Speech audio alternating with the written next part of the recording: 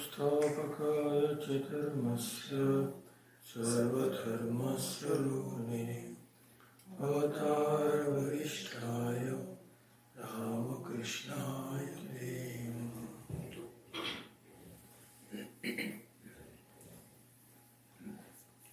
So as you know, we are going to study once again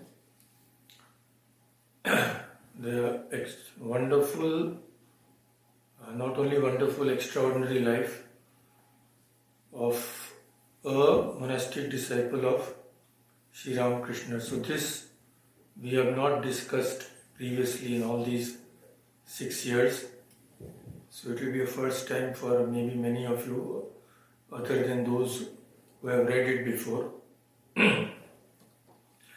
So, of course, we will not have the time to finish the whole thing because his work in America requires a separate discussion.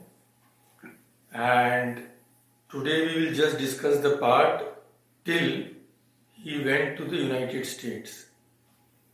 And unlike some other lives which are all serious, many serious incidents, but here you will find some very, very exceptional and even a little, seems to be a little humorous incidents regarding one of his special powers of Trigunatitananda Maharaj. So I'm sure that you will enjoy the whole thing. So some of you may know that the pioneering work of writing these biographies of disciples of Sri Ramakrishna was done by revered Swami Gambhiranandji Maharaj. He had first written Sri Ramakrishna Bhakta Malika, and after that, of course, revered Chetananandji in his 2 wonderful books, he has not only made use of that material but also translated into English and provided some additional material also.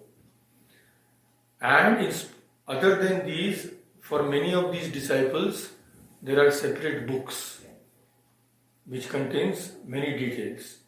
Not for everybody because sufficient data is not available.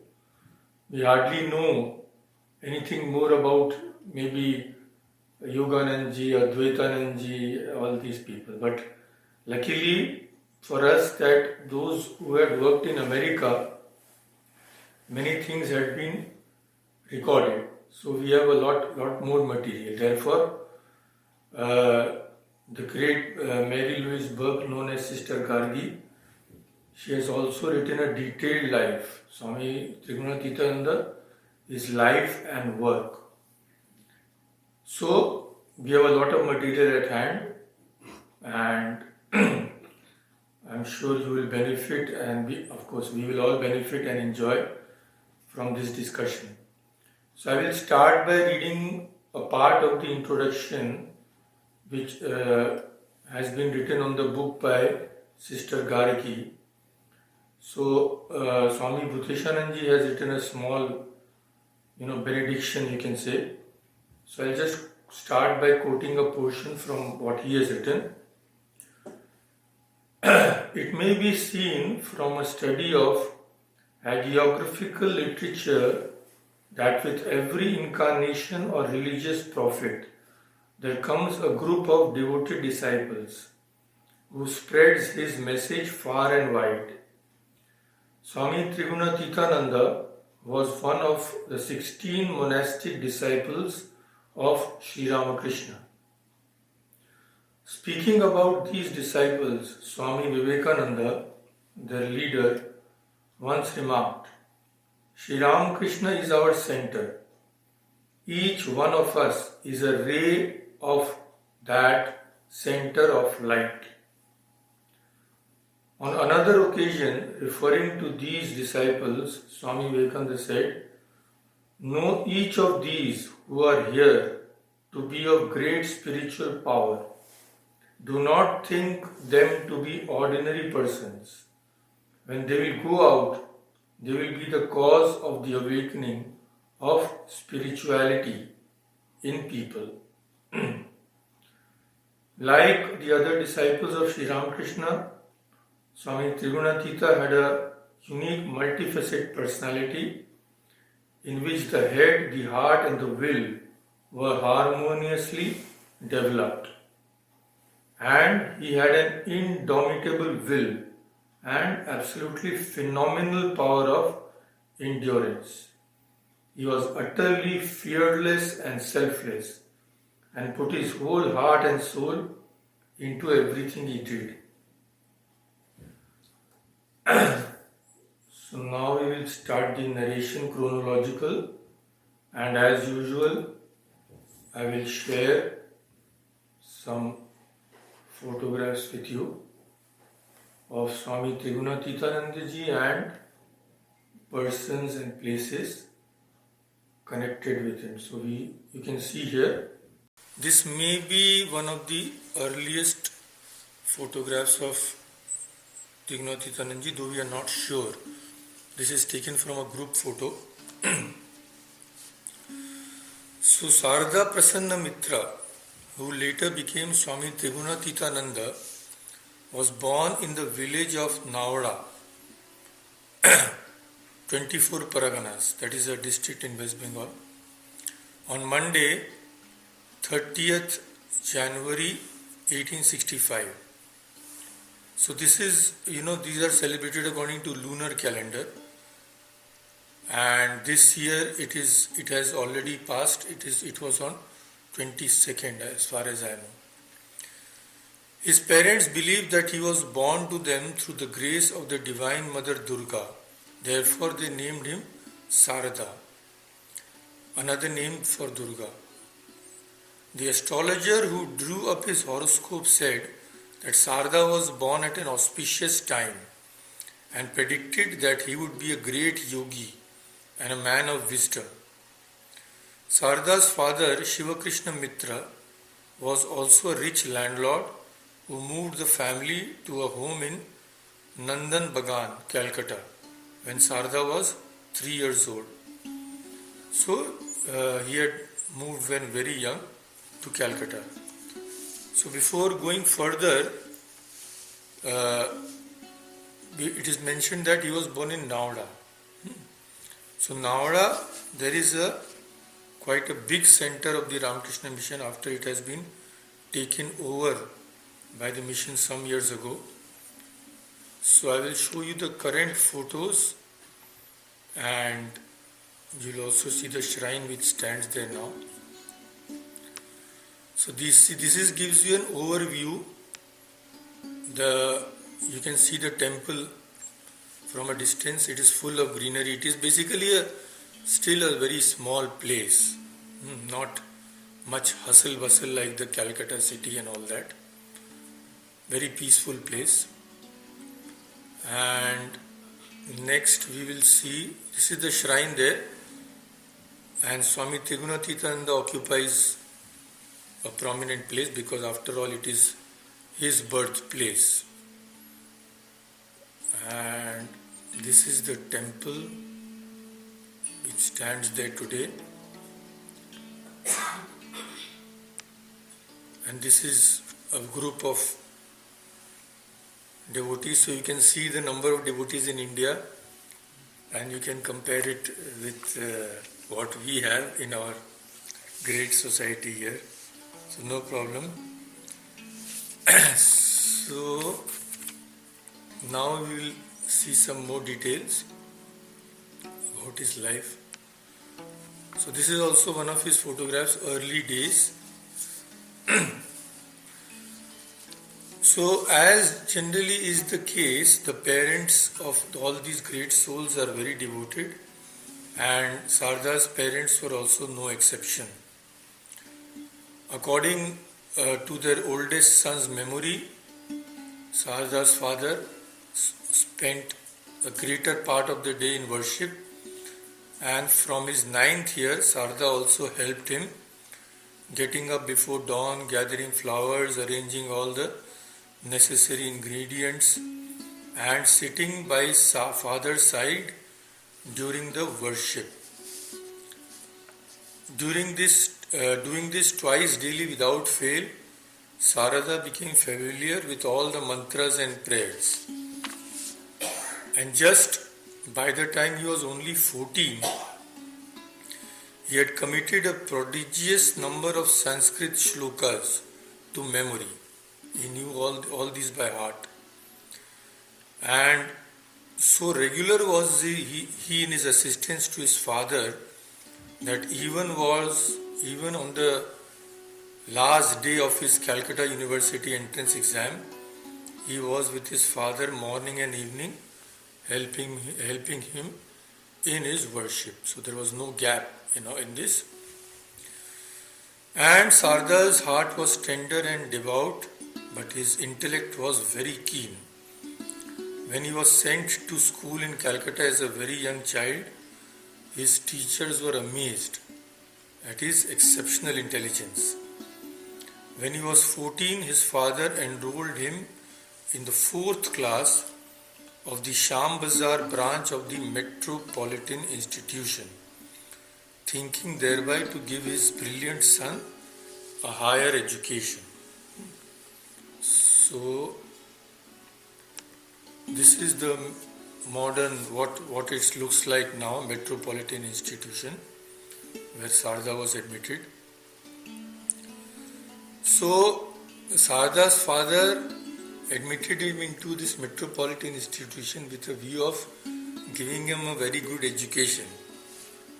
But unknowingly, what his father had done was to set his son on a straight road to Sri Ramakrishna. And ultimately to sannyasa. The very last thing he wanted. So he cannot help, it's all God's. So how this being admitted to the Metropolitan Institution helped him to go to Sri Ramakrishna, we will see. How?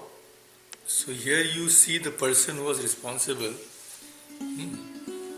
This is the photograph, as you know, Master Mahashaya. So for 4 years, Sarda studied in that school where Mahendranath Gupta, the now celebrated M, to whom we owe the gospel of Sri Ramakrishna, was the headmaster. So now another photograph you can see.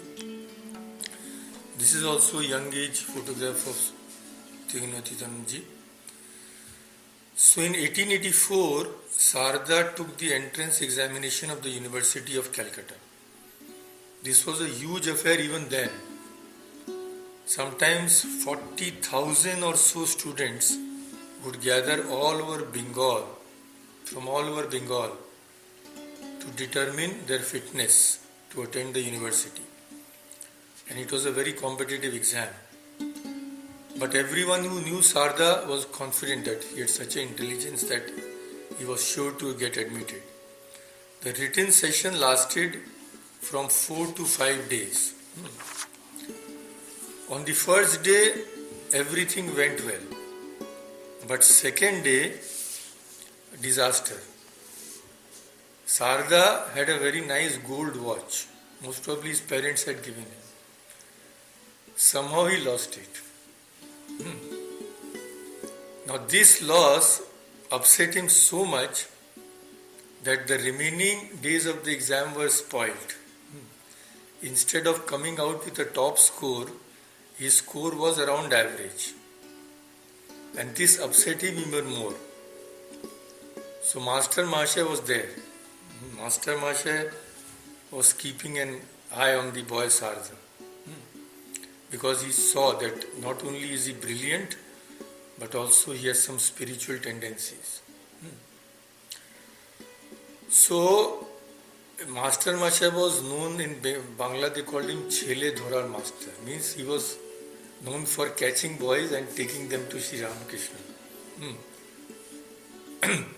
So he saw that this boy is in such a state of depression. So he got an opportunity.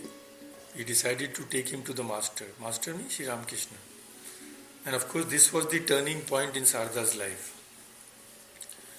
So it is not that when Sarda went to Sri Ramakrishna then he had the first sight of Sri Ramakrishna. No. He had seen Sri Ramakrishna earlier. When was that? One February afternoon in what was probably 1882. His friend Hari Prasanna Chattopadhyaya. Hari Prasanna later became Swami Vijnanananda. So Hari Prasanna was then about 14 years old and Sarda was even younger, maybe. So he related the events of that remarkable day. So we will see a photograph of Hari Prasanna. This is Swami Vijnanananda as he was later. So he said, a friend of ours came and asked, would you like to visit a Paramahansa? Where is he? We inquired. At the Devan's house nearby. I had no idea what a Paramahansa was. Moreover, I was a little afraid of monks who wore ochre clothes. But we all went to meet him. As we entered the house of Divan Govinda Mukhopadhyay, we encountered a wonderful scene. A young man, this young man was Swami Vivekananda, was singing a devotional song, Jai Jai Dayamay, Jai Dayamay. Sri Ramakrishna was standing in the center of a group and another young man was holding him. That young man was Babu Ram, Swami Premananda. The master was completely oblivious of his surroundings. He wore a white cloth. His face shone with a heavenly lustre and a smile played over his lips. His teeth were visible and there was such a joyful expression on his face that it seemed as if it would crack with that joy, as if the face cannot hold that joy. So this was the first sight of Trigunatitananda of Sri Ramakrishna. But actually we have seen he met the master 3 years later. So Master Mahasaya took him to Sri Ramakrishna and on 27 December 1884 brought him to Dakshineshwar. There is no record of what Sri Ramakrishna said to Trigunatitananda that way. But the gospel entry on that day, Master Mahasaya would write down everything, no? So that entry indicates that Sri Ramakrishna had talked about some very important aspects of human life. So this is one photograph of the master, you can see. The master had said, among other things, as fire is kindled when you rub two pieces of wood together, so God can be seen if you have intense devotion. If there is a suitable bait, even big fish gulp it down at once. When one is intoxicated with prema, that is divine love, one sees God in all beings. God vision is necessary.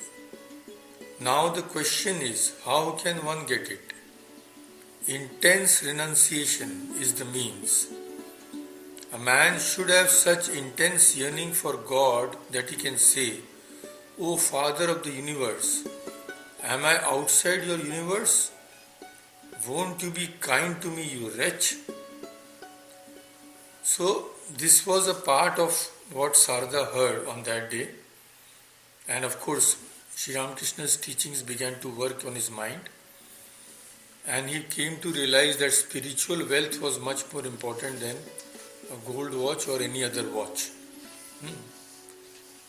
Now, in April 1885, so this is that full standing figure of Trigunatitananda. First time we had saw just the face.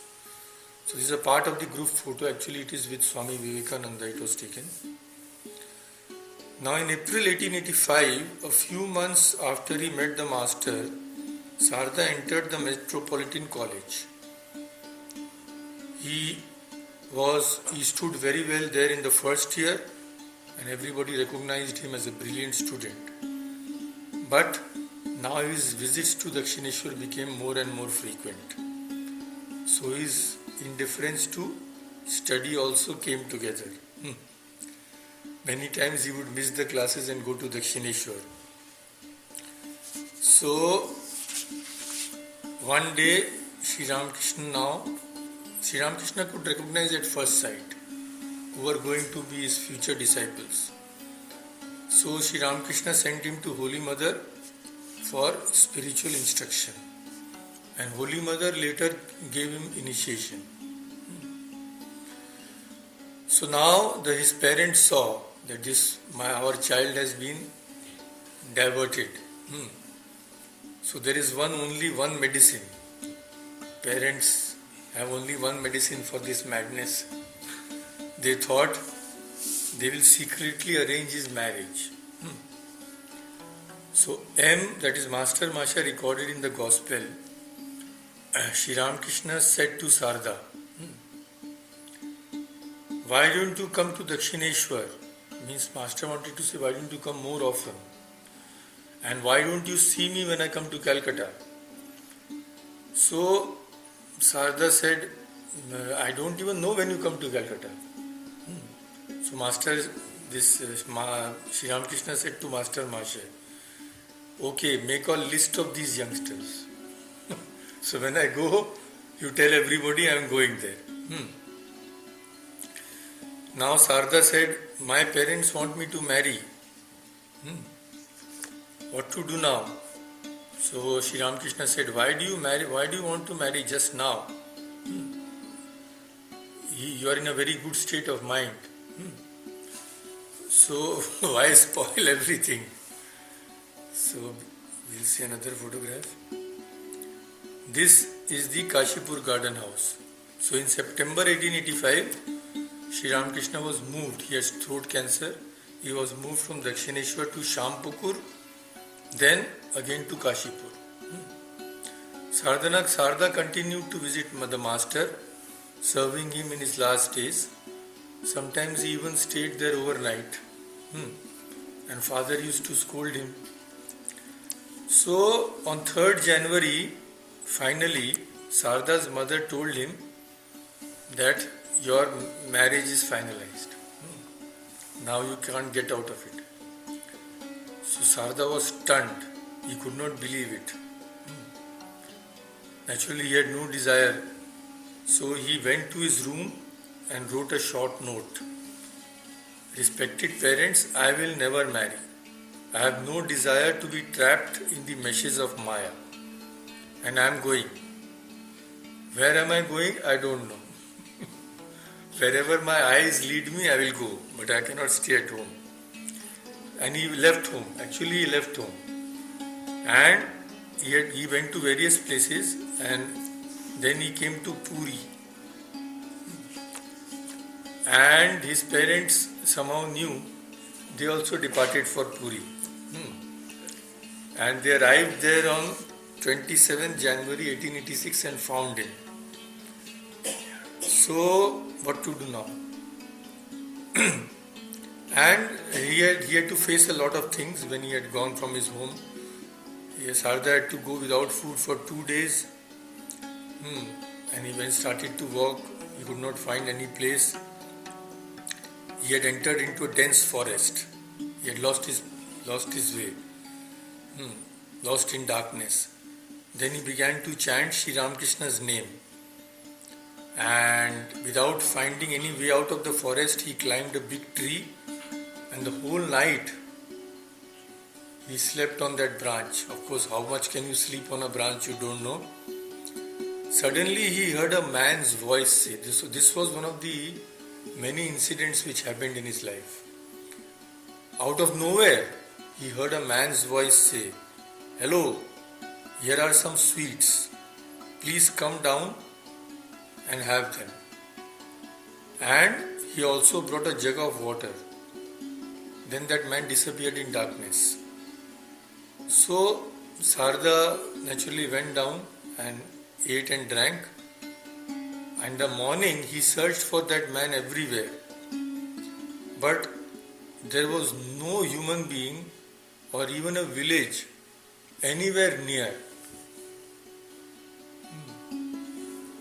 So this was the way the master protected these disciples. And when Sarda had left Kashipur, He had gone, leaving his home, no? So Shivananji was there. Shivananji knew that this fellow, he was very young, no, at that time. He was just a boy. So Shivananji knew that this fellow is going out, but he has no experience, he'll be lost. So he had given him some money. But such was Sarada's renunciation that he had not touched that money. He wanted to rely on God. So Sarada stayed in Puri with his parents for some days and then visited all the important temples. And after 1 month he returned to Calcutta before the first arts examination. He was willing to give the examination. So there was just 1 month left for the exam. Sarada had not studied at all.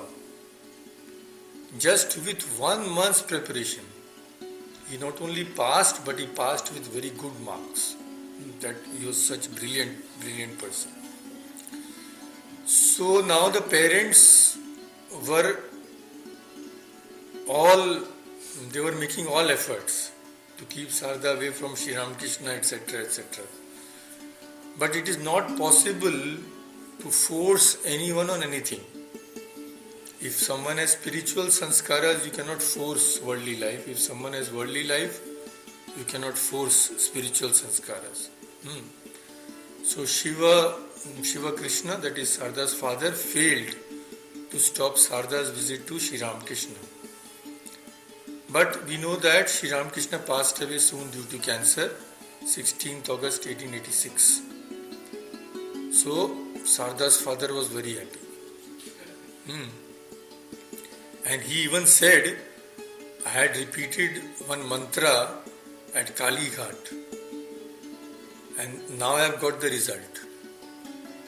So he had repeated the mantra because he wanted Sri Ramakrishna to die. That is the world.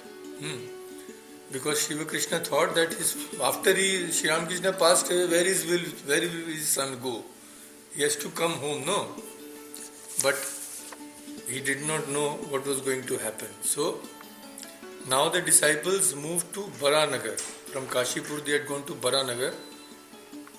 This is one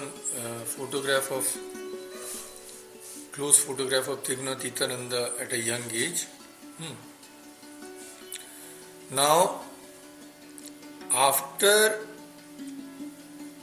the disciples shifted to Baranagar, that became the first monastery of the Ramakrishna order. Sarada, he was on and off. Sometimes he was at Baranagar, sometimes at home. So before Christmas 1886, the disciples decided to visit Atpur, at the birthplace of Premanandji. We have discussed that. And they were all going, so they wanted Sarada also to go with them. So they secretly sent a message to Sarada at his home that we are going, come with us. And Sarada immediately left home, joined the group and went with them to Atpur. There on Christmas Eve, the disciples took vows of renunciation in front of a fire. And they took the vow they will never go back to their family again. So after a week, the disciples of Ramakrishna returned to Baranagar, and this time Sarada stayed in Baranagar itself. So what to do now? Again the parents were in a big fix. So Sarada had an elder brother, his name was Binay. So he thought, let me arrange some sacrifice. Maybe something can be worked out. So big sacrifice were arranged. 12 Brahmins performed the sacrifice for 1 month and 12 days. So imagine the expense and all. He thought by this sacrifice some magic would happen. But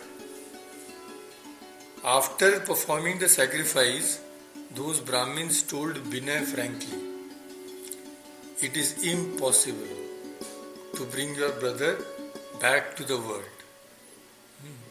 We are doing the sacrifice here, but he is also praying to God there. So our efforts will not work. We cannot drag him back to the world. So what to do now? Hmm. Then he said, okay, if this is not working, let me go and ask Vivekananda and others to please send my boy home, my brother home. So they said, we have not told him to come, you take him. He is an adult person, he will do whatever he likes. What can we do? So after some time, Sarda heard that all his brother had done. And he became so disgusted that he stopped going home altogether. And in 1887, they all performed the Virja home and took sannyasa. So Swami Vivekananda gave the name, he had given the names to everybody, no? So he also gave Sarda his name, that is Swami Trigunatitananda. This is the Baranagar monastery, which you know. So, now the funny part is, Swami Vivekananda himself gave that name. But later, he used to make fun of Sarda because of that name. He used to say, by the by, in a letter he wrote, can't you shorten your name a little bit, my boy? What a long, long name. A single name enough to fill a volume. Wouldn't it look nice if you simplify it? But it is too late, as it has already been known to everybody. But believe me, it is a world-entrancing, death-defying name that you have got.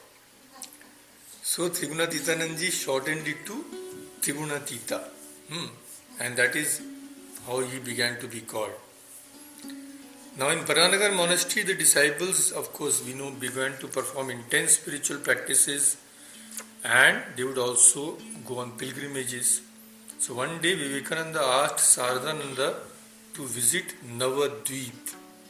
Navadvip, you know, this is a panoramic view of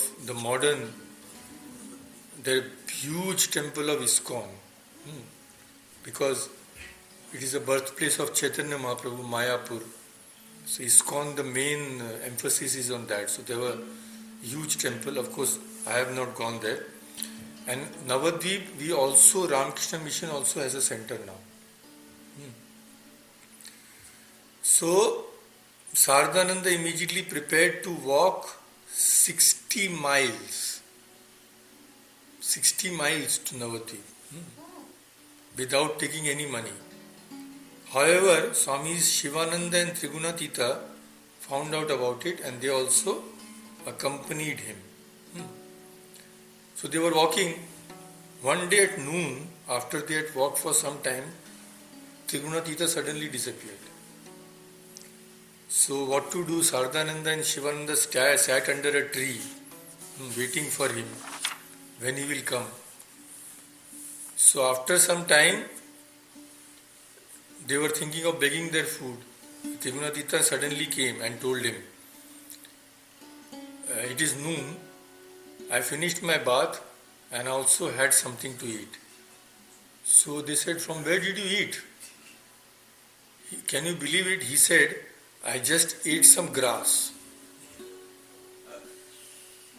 And Trigunatitananda could practically digest anything. So Sardananda Shivananda thought, my goodness, what is this fellow doing? He is eating grass. So anyway, the thing is, now we will see some amazing incidents. But they are all true, although difficult to believe. So this is another group photo. Here you can see first Swami Brahmananda with a beard. Next to him is Trigunatita. Next to him is Premananda.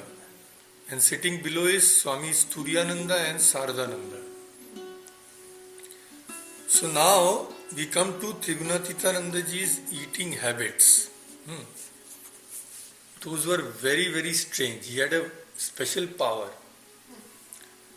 Once while at Baranagar monastery, Trigunatitananda said that he is feeling sick. Then some doctors were devotees. So Swami Brahmananda sent him to Dr. Bipin Ghosh. Bipin Ghosh was a cousin of Swami Premananda. So naturally he was devoted. So doctor was a devotee. He knew that Trigunatitananda liked to eat. So when Trigunatitananda came, he gave him a big pile of medicines, this big pile of food, rasagulla and all these things. So there were about, it is said that there were about 24 rasagullas, that is 24 pieces. Trigunatitananda finished everything. So after sadhu comes, you have to feed him. After feeding, then the doctor asked, okay, now why have you come, you tell me, what is the problem? He said, I have come because I am suffering from stomach trouble. So he is suffering from stomach trouble and he went and ate a pile of sweets. So then the doctor said, my goodness, then why did you eat all these things? So Trigunatita said, you are offering with so much love, how could I refuse? So he had a special capacity. He could eat an enormous amount of food, unbelievable. But he could also go without food for many days. So Swami Premananda had said that he has a special power. One day, Swami Premananda had boiled about 2 gallons of milk and boiled it to a very small quantity, maybe 1 glass or something. You know what kind of milk it must have been, thick. He drank it, or rather ate it, because that milk will be thick, without stopping. And another day he stayed under the bale tree of Belur Mutt many days, eating 1 banana a day. So he had a tremendous capacity. And another very nice incident in this regard, once Swami Premananda's mother invited 3 of the master's disciples to Balram Basu's house. She had cooked various dishes, but the other 2 disciples could not go. So Swami Trigunatitam alone was able to go. Now Premananda's mother is thinking, so much food, it will all be wasted. Trigunatitananda said, don't worry. So he ate everything she had cooked. And Premananda's mother was frightened. So much food this fellow has eaten. And he might fall sick. But Trigunatitananda never fell sick. He had an amazing capacity. So he said, it is amazing how Sarda eats. He has some special power, otherwise it is not possible for a person to eat so much. Then another time, while staying at Balram's house, he went with Swami Brahmananda and 2 other disciples to a devotee's house. They were, now devotee's house they had gone, but they had no plans to eat there. Their plans to eat were later at Balram's house, and food was prepared for them at Balram's house. But there the devotee served them. Now what to do? They had to eat. After coming to Balram's house, now what to do with all that food? But they had nothing to worry. After eating there, Trigunatitananda came and he finished everything which was there. So this was the power, but we have seen that this is another group photo. So Trigunatitananda is the extreme left, bare-bodied, and on the extreme right you see Swami Advaitananda, the elderly person, and the others I am not sure of who are there. This is also a very old photo. So this was actually self-control, phenomenal self-control, because he could also go without food for many days. Once he decided to reduce his food intake, he began to eat only 2 ounces of rice and 2 ounces of chilies. For 1 month, he ate nothing else. Because they have very little body consciousness. That is the secret. Sometimes in the winter, he would cover his body just with a piece of thin cloth in that terrible winter. Once he was suffering from blood dysentery and he was just living on barley water. But when he went to a devotee's house, there he ate a large amount of sweets. And then he later told the doctor, this eating has cured my disease. And another time, he was shivering with fever and his medicines were strange. In that fever, he went and had his bath in cold water and he recovered. So his actions were very unusual. But he had indomitable energy and he was undaunted by any situation. So all of us have heard about ghosts, whether ghosts are real or not. So Trigunatitananda also thought, ghosts are real or not? To search for ghosts, he had visited many haunted houses. But till then, he had not actually found a ghost in everyone. So this aroused in him a determination. I have to see a ghost. So then someone told him about an empty old house near the Baranagar monastery. But it had a very bad reputation. It had a ghost there, but it was a very evil spirit. So some persons might have warned Trigunatitananda, don't go there. But Trigunatitananda was not afraid of anything. So he went there without telling anyone before midnight and waited for the ghost. Then suddenly he saw a faint light appear in the corner of the room. That light grew brighter until in the center of the light he just saw an eye. And the eye approached him with deadly malevolence. The Swami Trigunatitananda also, he felt his blood dry up in his veins. And he actually saw that his body started withering. That evil influence was such. He was about to faint. Suddenly, Sri Ramakrishna came. And holding by his hand, he said, why are you doing such foolish things? These things can be dangerous. So with these words, the master disappeared. And maybe the spirit also left. So he left the house, Trigunatitananda, and he was saved. Otherwise, something bad might have happened. But his curiosity about ghosts was satisfied. Then once when they were all performing sadhana at the Baranagar monastery, Trigunatitananda suddenly wanted to perform tantric sadhana. He knew that Swamiji was there, Swami Vivekananda was there. He knew that Swamiji would not give him permission for all this experimentation.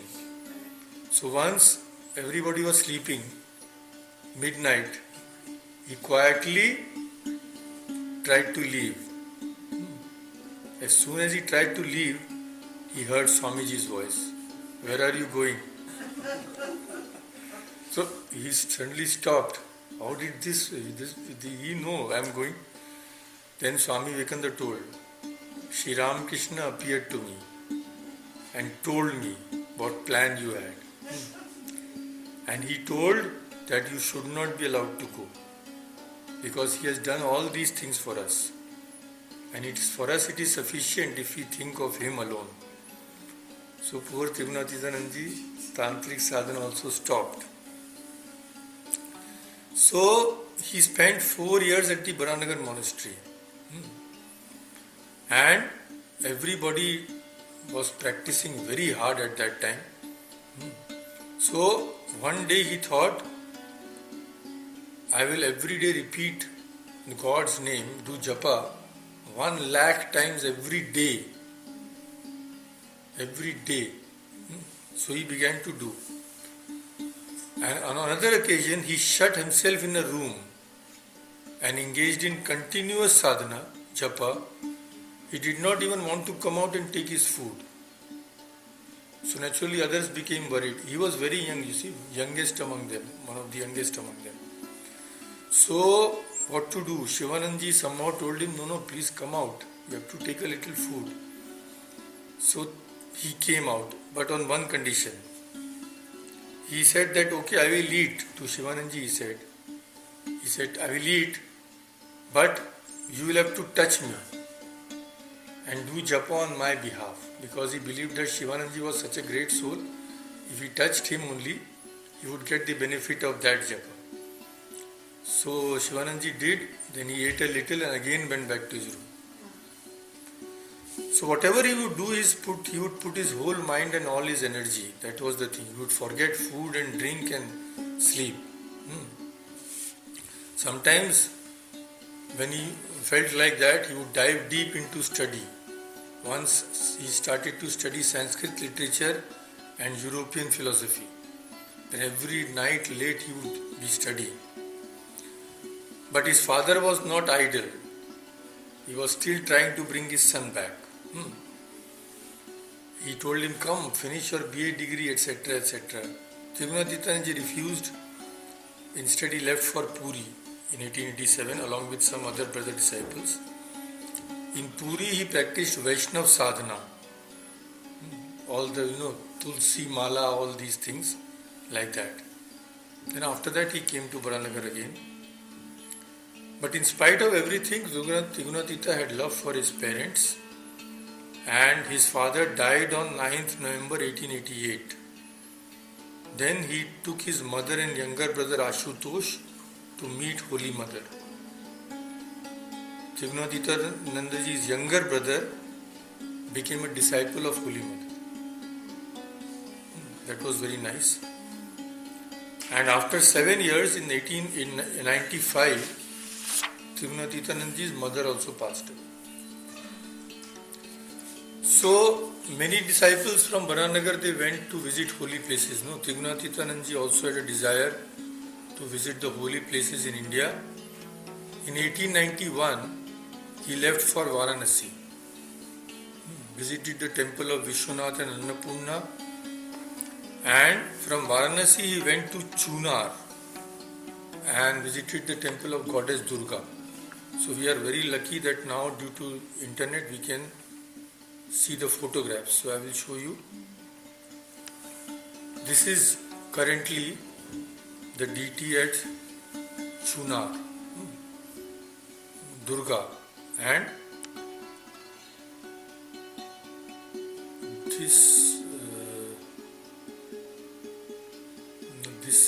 this is another place. What is the label given there? Can you see? Oh, Chunar only. Oh, Chunar Fort. It is not a temple, of course, but Chunar only, Chunar Fort. So, this Chunar was a solitary place then, and the Durga temple was at the top of a hill. So he lived there for few days, but there was no food. So he came. Then he visited the 8-armed goddess Durga at Vindhyachal. So we will see that also. This is the temple. Vindhyachal temple. And this is that goddess Durga, or Kali also it may be. Because here it is written, he visited Kali and 8-armed goddess Durga. This looks like Kali image. Then he went to Prayag, Allahabad. Allahabad is Triveni Sangam. So this is the one photograph. Confluence of Ganga, Yamuna and Saraswati, which cannot be seen. But here he suffered from fever for 12 days. But he also attended Durga Puja and also attended Ram Leela. All these are always going on there. Then he went to Kanpur and then Vithur. So Vithur, I came to know first time from this narration. It is a very famous place actually. It is called Brahmavarta and a very ancient holy place. There he saw the marble seat of the creator Brahma, as well as the ashram of Dhruva. Dhruva, you know, Bhagavatam. You know the story of Dhruva? No. Some of you don't know, we will discuss all that. And it is there, an ashrama is there which is supposed to be the ashrama of Valmiki. So we are very lucky that we have the photographs here. This one. This one is the Dhruva, where Dhruva performed his penance. And this is the Valmiki ashram. So here you can see on that signboard it is written Mahakavi Valmiki. It is very small, but if you, those of you, if you zoom, you will see. So these are still there. I could not find a photograph of the seat of Brahma which is worshipped there, but these two I could find. So this is the Vithur place, very holy place. Then he went to Etawah, where he met his brother disciple Swami Akhandananda. Both of them went to Agra, Mathura and Vrindavan. Mathura and Vrindavan, I won't show you the photograph because there are so many places. And in December 1891, Trigunatitananda again went to Bharatpur, Ajmer, Chittor, Dwarka, Porbandar. Then finally he stayed at Hatkeshwar Shiva temple. There he met some monks who were planning to visit Hinglaj. Have you heard of Hinglaj? Hinglaj is in Pakistan.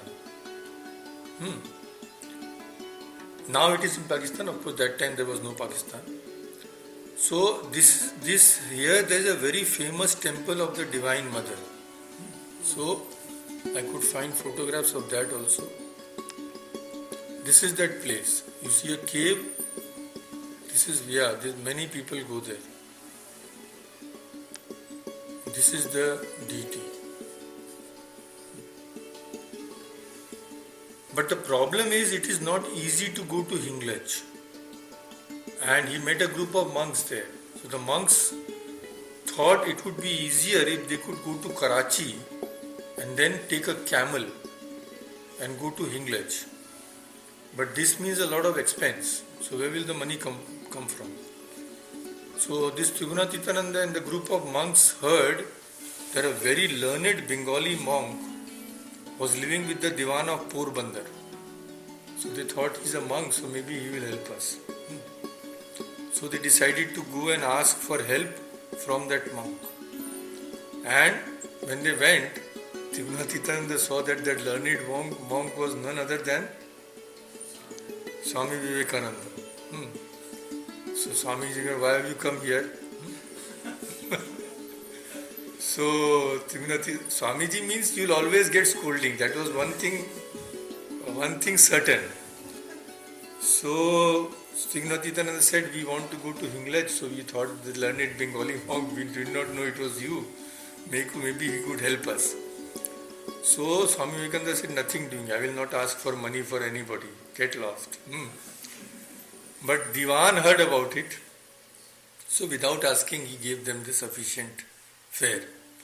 Then Swamiji, of course, he talked with Trigunatitananda. Then Trigunatitananda again returned to Hatkeshwar temple. So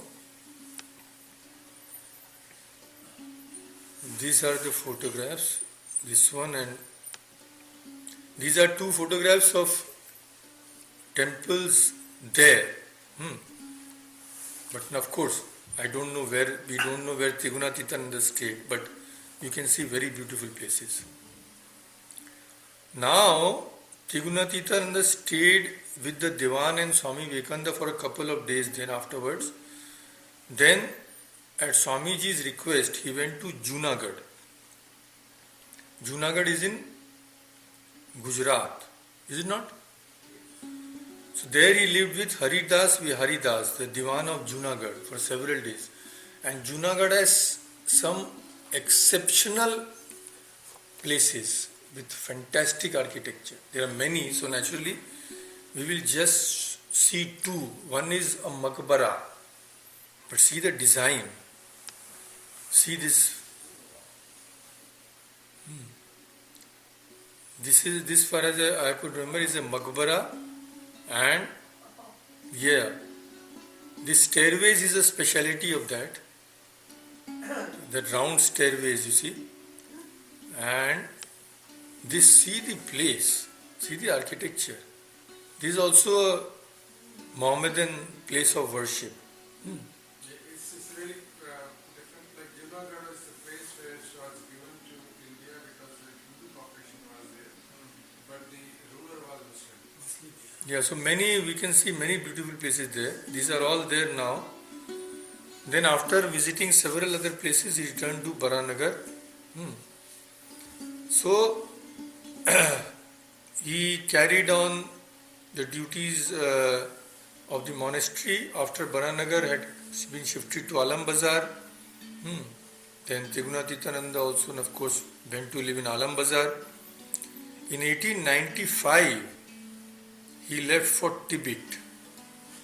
Tibet at that time was impossible journey. Nobody was mad enough to try to go to Tibet. But Trigunatitananda was a very indomitable. So he wanted to visit Mount Kailas and Mansarovar. It was the most difficult journey which anybody could undertake. But by grace of Thakur, Trigunatita made that also, but it was not easy. That requires a separate discussion. So it was June and July when he went, and the snow had just began to melt. And here also he had many miraculous experiences, but we will not go into all that now.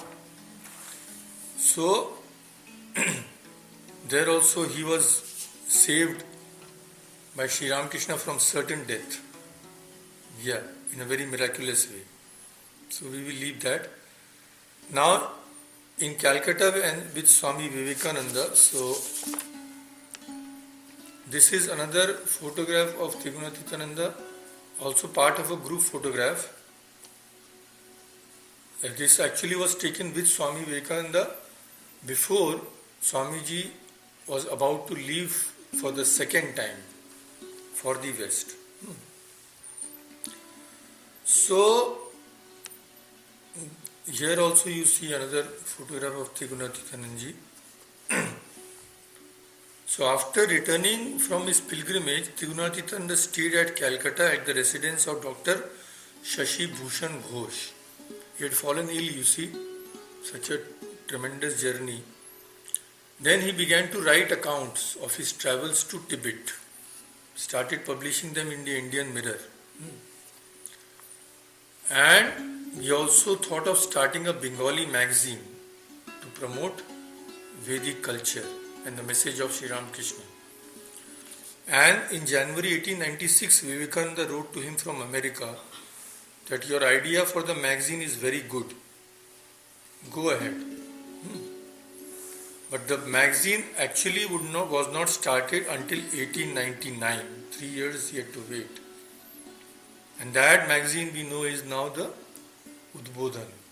It has been carrying on uninterruptedly. So, during his stay in Calcutta, Trigunatitananda developed a fistula. Fistula needs surgery. Dr. Matilal Mukherjee of Baranagar informed the Swami that the operation will be very painful, so you have to be under anesthesia. Trigunatitananda said, don't worry. You go ahead. Without any kind of anesthesia, the doctor did that surgery. He had to cut about 6 inches into the skin. And while he was performing the surgery, he could not see the slightest change of expression in Trigunatitananda's face. These are we'll think impossible, but actually these are all recorded. There is no question of any. So Vivekananda returned from the West in 1897. Ramakrishna Mission was established in Belur Math. And now it was time for, many incidents are there with Swamiji also, very amusing, but we cannot do everything in one day. So now Swamiji asked Trigunatitananda to start the magazine that he had planned. This is the magazine's first cover, first issue. So Swami Vivekananda contributed 1,000 rupees for that. Harmohan Mitra devotee another 1,000. So 1,000 is a very big amount in that time, because they would need everything, no printing press, etc., etc. So with that, Trigunatitananda brought a press and started the work. He rented a couple of rooms in Calcutta, and he was alone. Alone, just imagine, and no experience. But his main assets were his sincerity, patience and perseverance. As he had no assistants at first, he himself was the editor, the proofreader, the manager and supervisor of the press. Sometimes he would go door to door to collect subscriptions. And there was not much money. Sometimes he would walk for 10 miles a day. Then some devotee's house he would eat. And morning, evening, just something he could get his hands on. In Bengal they eat moody, that puffed rice. That was all. It is said that for many days, continuously, he slept for only 1 hour. Just from 3 a.m. to 4 a.m. To avoid sleep, he would splash cold water on his eyes or read the proofs at night while standing. Then, not only this, then when he got a press worker, but when the press workers became ill, he would also go and serve them. Thus, in January 1899, the first issue was finally published. This is the cover of the first issue. Swamiji named the magazine Udbodhan, that is awakening. So the amount of work which Trigunatitananda did was impossible for any man. We would have died long ago. So about this effort which was put, once Sharat Chandra Chakravarti was talking with Swami Vivekananda about this. This is Swamiji's photograph. So Sharat Chandra Chakravarti said, "Sir," he is telling to Vivekananda, "Sir, it is impossible for any other man to exert himself as Swami Trigunatita is doing for the magazine." Then Swamiji said, so Swamiji used to scold them right and left, but behind their back he knew that they were all very great souls.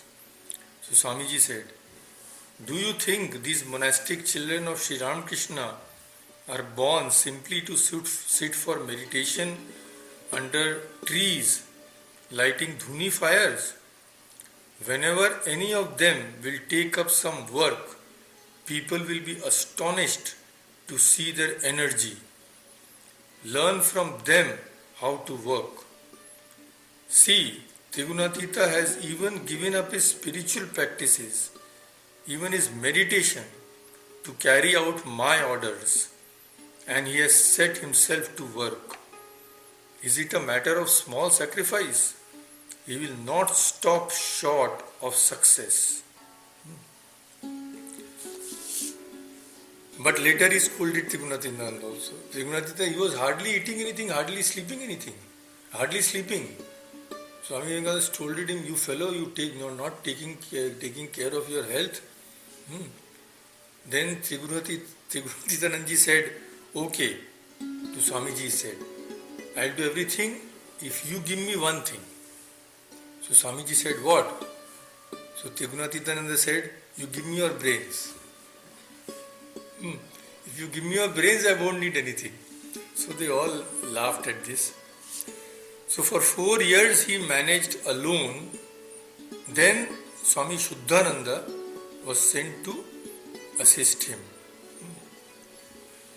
Trigunatitananda was methodical, frugal and worked without complaint.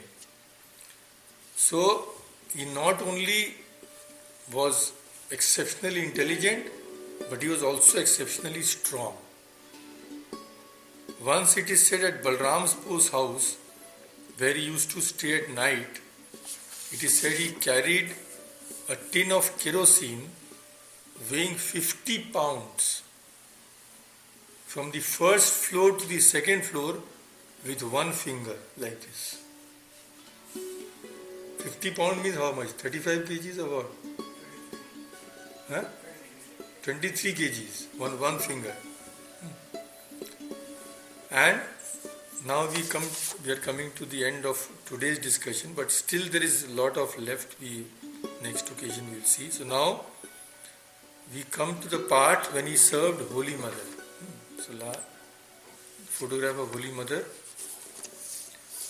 So when Holy Mother was living at Nilambar Babu's garden house in Belur, at that time nothing was there in Belur, no, it was just empty.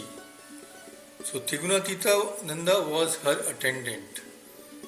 He would spread a white cloth under a tree, Shefalika tree it is called, and the flowers would drop on the cloth. Then he would give them for worship to Mother, and many other things he used to do. He was very thoughtful and resourceful in every action. So Swami Yogananda had served Holy Mother for a long time, but Yoganandaji had passed away in 1899. So after that Trigunatitanandaji took charge, and his zeal to serve her appeared to be almost an obsession. In October 1899, see how he served. Holy Mother was going to Jairambati in a bullock cart via Bardhuan. It was past midnight. Trigunatitanandaji, of course, used to be always ahead, walking all the way with a stick on his shoulder as a bodyguard. Suddenly he saw there was a wide breach in the road caused by flood. So at once he thought, if the carriage went into that breach, it may overturn. Or Holy Mother was taking rest at night, her sleep might be disturbed. So what he did, we cannot even imagine. He lay down in that breach and told that person, you drive above me. He would certainly have been killed, because carriage with 4 or 5 persons, maybe with Holy Mother, 200 kgs weight, if some falls upon somebody, naturally he would not survive. So luckily Holy Mother came to know. Immediately she got down and scolded him. What were you about to do? But see his devotion. Then another incident, while returning from Jairambati,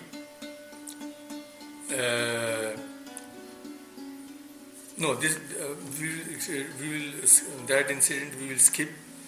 We will go to the incident again showing his love for and faith in Holy Mother. So once Yogin Ma, a disciple of Sri Ramakrishna, asked the Swami to buy some hot chilies for Holy Mother. So just last photo we will see of Sri Trigunatitananda only. So if anybody is given work like this, or hot chili, what will we do? We will go to a shop, no? Ask him, you give me the hottest chili you have, that's all. Trigunatitananda, Holy Mother had asked for hot chilies. So he had to get the hottest chilies. But how to get the hottest chilies? How to know? You can only know when you eat.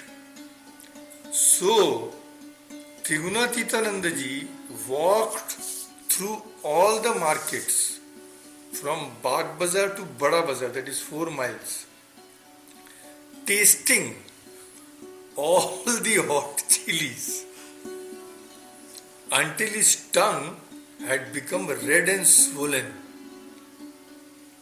So at the end, whether he could taste anything or not, only God knows. At last he found some, he said, these are the hottest. And he brought them to the mother. God knows how many days he took to recover. So Holy Mother, when she heard about this, she also was very moved, and she said, my goodness, what devotion he has. So he was very devoted, naturally, needless to say, and when he went to America, he sent money regularly for Holy Mother's personal service also. So we have barely touched actually. His Tibet journey to Tibet is wonderful, and his accounts are there. So we can go through them once. Then his work in America will require a separate discussion, but we have already exceeded a lot. You have given enough to us to read it again now.